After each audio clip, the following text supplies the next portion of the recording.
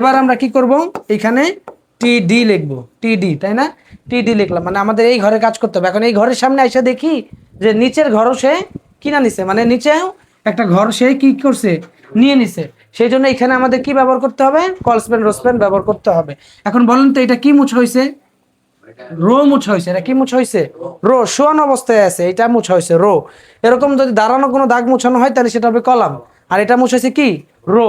তাহলে রো মুছা হইলে কি হবে, রোজ পেন হবে। রো মুছা হইলে রোজ পেন। তাই টিডি আমরা এখানে লিখবো রোজ পেন। রোজ পেন কত বলেন তো, কয়টা ঘর একসাথে করা হয়েছে, দুইটা ঘর একসাথে করা হয়েছে, সেই জন্য এখানে লিখবো রোজ পেন 2।